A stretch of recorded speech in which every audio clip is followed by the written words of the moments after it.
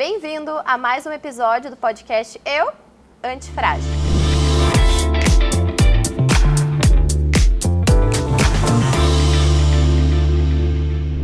Hoje o nosso bate-papo está super especial e vai falar sobre a cura através da psicossomática, com a psicóloga especialista em psicossomática, Natália Albernaz. Bem-vinda, Natália. Oi, Bibiana, muito obrigada pelo convite. É sempre muito bom ter um espaço para falar sobre psicossomática. Que bom. E me diz uma coisa, Natália, o que é psicossomática? Psicossomática nada mais é do que a relação existente entre mente e corpo. O quanto a mente tem influência sobre o funcionamento, a regulação do corpo e o contrário também. E aí dentro da psicossomática a gente vai entendendo quantos aspectos emocionais, os aspectos psicológicos têm influência sobre o bem-estar e também sobre o adoecimento. Seja sintomas físicos ou até mesmo o adoecimento, né?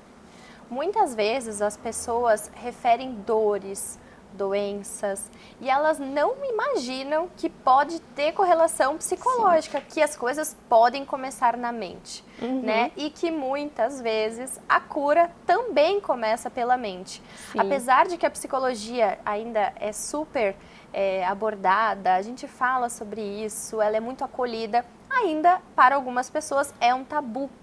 E Sim. Como que a gente pode transmitir para quem está nos ouvindo hoje a importância de se autoconhecer para ter domínio sobre o seu corpo, sobre a sua mente e se autoconhecer também? E sabe que isso é uma surpresa muito grande, né? Quando o paciente ele vem para um processo psicoterapêutico por indicação médica, por algum sintoma físico que ele está apresentando ou alguma doença.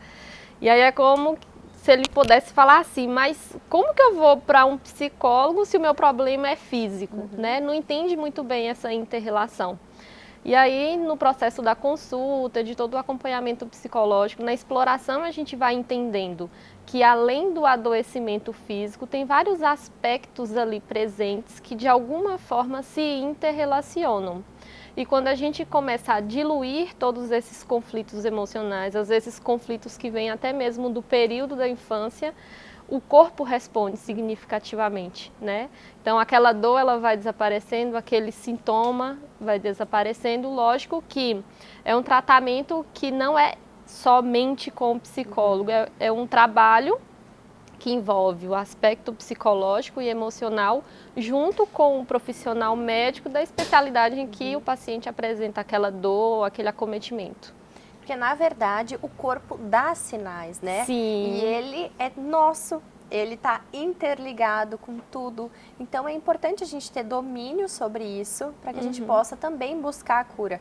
E muitas vezes a cura também é pela mente, pelos nossos pensamentos, pelas nossas crenças, né? E não vamos longe, um aspecto que a gente tem muito hoje é a questão da ansiedade, por exemplo, né? Muitas vezes as pessoas falam, ansiedade, tenho que tomar remédio.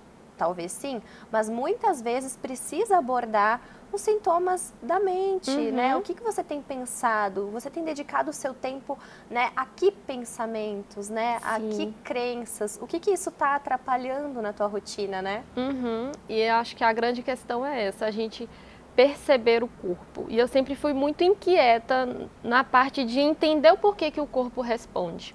Então, quando a gente olha para um transtorno de ansiedade, seja ele qual for, eu digo que talvez seja um dos transtornos psicológicos que mais acomete o corpo. Então, é taquicardia, dor na região do peito, então uma série de sintomas, às vezes até uma insônia combinada. E aí, eu sempre fui inquieta para pensar, por que isso? E aí eu fui atrás de conhecimento, de me especializar, de fazer uma formação para entender como que realmente é essa inter-relação. E quando a gente começa a se conectar com o nosso corpo, a gente vai entendendo que tudo funciona em uma energia só.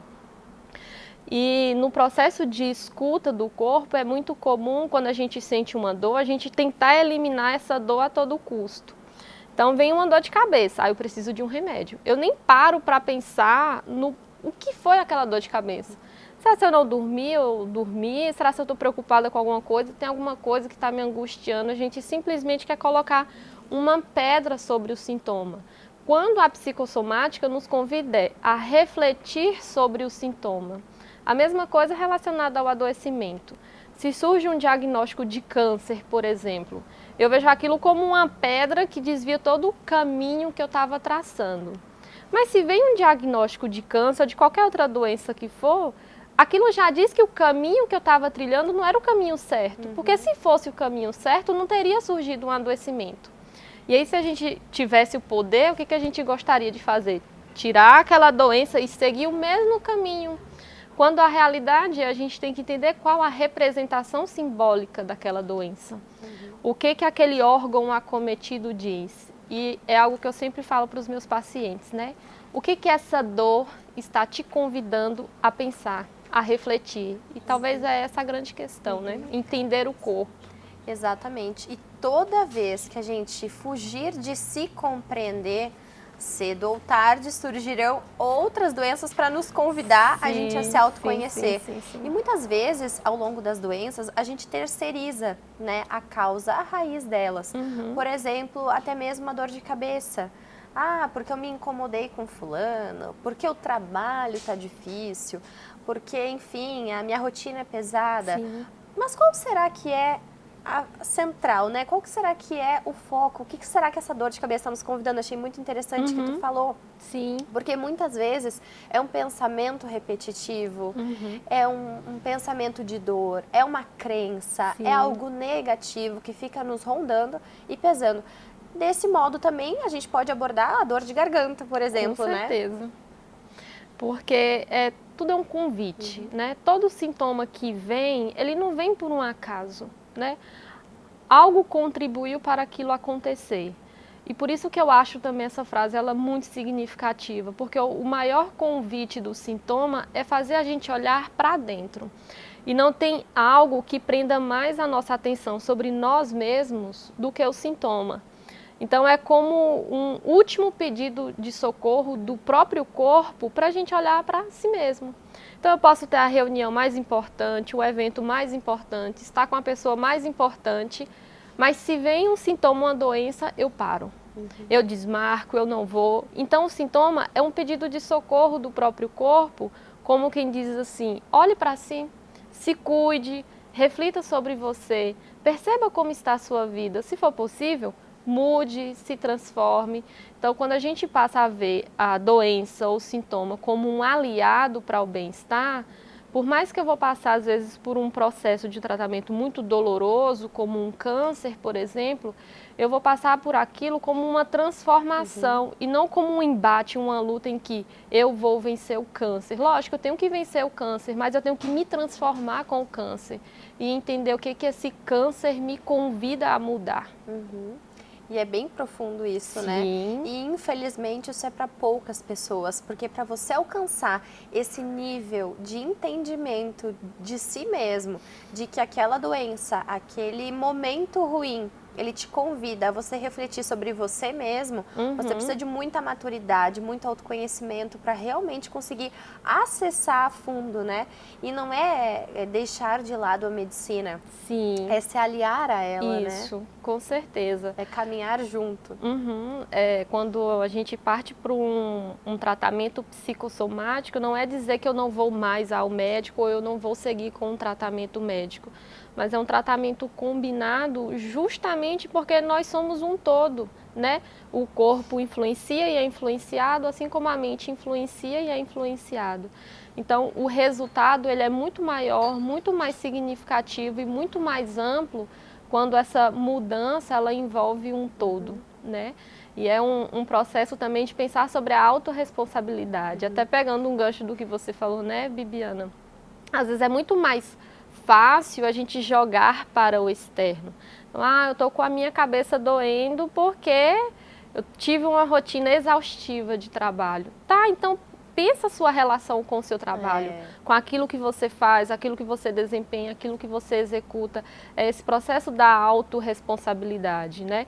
Não olhar somente para o externo, mas principalmente para si mesmo, para o seu interior, para as suas emoções, seus aspectos psicológicos. É porque às vezes é mais fácil terceirizar, né?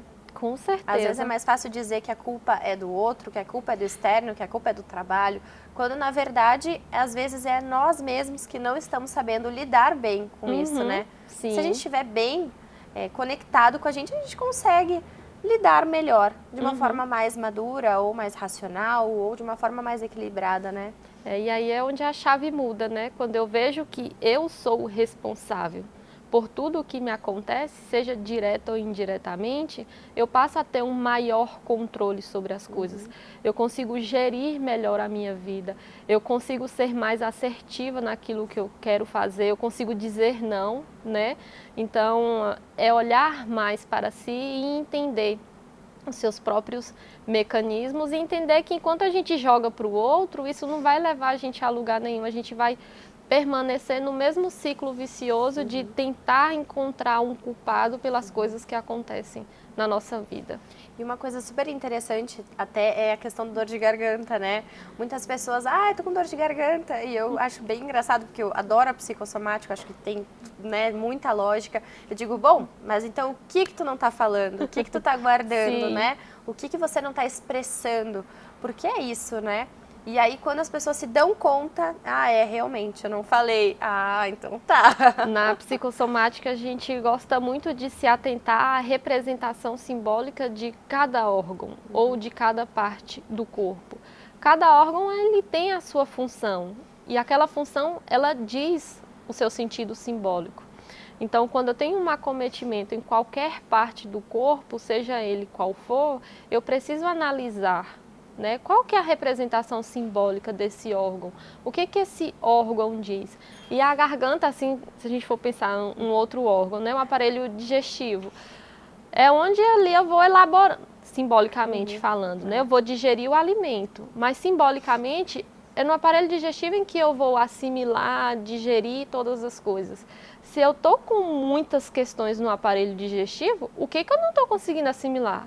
O que eu não estou conseguindo digerir? O que não caiu bem em mim? Então, é a gente pegar esse gancho das representações simbólicas de cada órgão e de cada parte do corpo e trazer isso metaforicamente no sentido de pensar as hipóteses relacionadas aos aspectos mentais, psicológicos e emocionais envolvidos ali.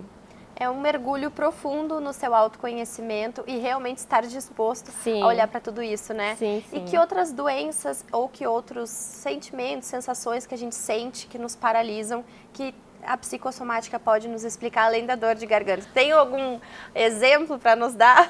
Todo e qualquer, né? Eu gosto muito de falar sobre o câncer porque a gente tem uma diversidade de tipos de câncer, né? E o câncer é sempre uma doença que causa muito impacto, porque é impossível não receber um diagnóstico de câncer e você não pensar na sua finitude. Então, é uma doença que te confronta muito com o fim da vida. E o câncer é o que é, né? A dificuldade do corpo, do organismo, se defender das células do tumor, do câncer. Então, convida muito a pensar sobre isso, né? O quanto está desenvolvido em mim a minha capacidade de defesa com as pessoas, com o mundo, com as circunstâncias. Será se eu consigo estabelecer limites nas minhas relações?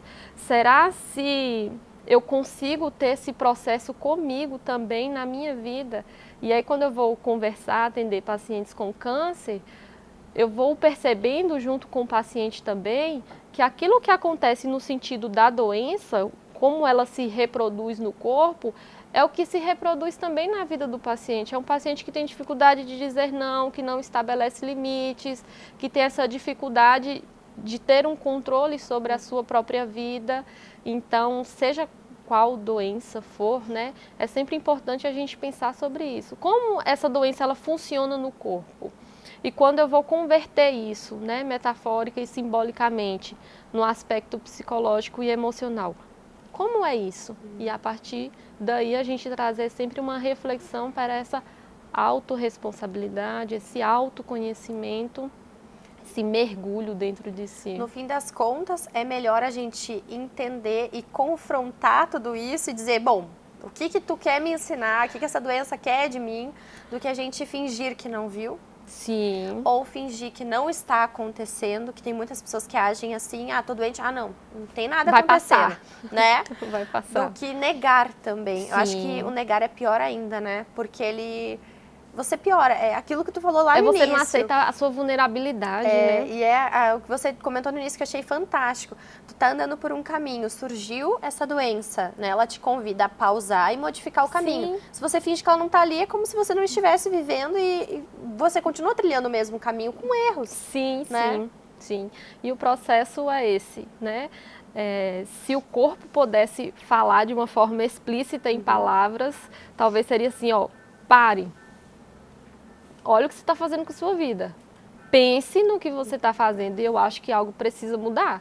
Então vamos mudar porque ou é agora ou nunca, porque quando começa a atingir o corpo, porque antes já vinham apresentando várias outras coisas, né? O nosso corpo está falando com a gente o tempo todo. Então eu vou conversar com alguém que eu não gosto, ou eu deixo de dizer um não quando eu gostaria, e o meu corpo responde, eu sinto assim, internamente aquela raiva, aquela angústia interna. Então antes do adoecimento, o meu corpo está conversando comigo o tempo todo. Eu quero tomar uma decisão e eu fico, será se eu estou no caminho certo ou no caminho errado? Mas o seu corpo já está lá dizendo. Porque quando você pensa no caminho A, o seu corpo responde de um jeito. E quando você pensa no caminho B, o corpo já responde de um caminho de uma forma totalmente diferente. Então o que nos falta é só ouvir, porque o nosso corpo está se comunicando o tempo todo, não para. E ele não vai parar de comunicar enquanto a gente não parar para escutar, né? Para perceber. Ou a gente para ouvir o corpo, ou o corpo nos para no sentido literal, né? Mas algo precisa ser mudado. E se hoje você pudesse deixar uma mensagem para quem está nos escutando, que nunca ouviu falar de psicossomática, está se mergulhando hoje nesse universo e realmente quer aprender mais, ou ainda quer identificar em si mesmo, o que você diria? Eu diria que o processo é o autoconhecimento e que a mudança ela pode começar agora. Eu não preciso de uma doença para começar a mudar a minha vida. Eu posso já ouvir o meu corpo agora. O que o meu corpo me diz quando eu falo, quando eu me relaciono, quando eu faço tal coisa? Essa inter-relação, essa compreensão com o próprio corpo só vai trazer melhorias e um autoconhecimento. Só tem a agregar e a contribuir. É aceitar, acolher e fluir, né? Sim, a vida é como um rio, né? Se a gente represa a água, ela vai ficar ali presa. Então o que a gente precisa é liberar para que as coisas sigam seu curso natural. E fluam, né? Sim, com certeza. Quero te agradecer por esse bate-papo, Natália. Acho que foi maravilhoso. A psicossomática só tem a agregar à nossa vida e realmente a gente precisa ter força de encarar tudo isso, de se mergulhar no autoconhecimento. A gente se transforma, né?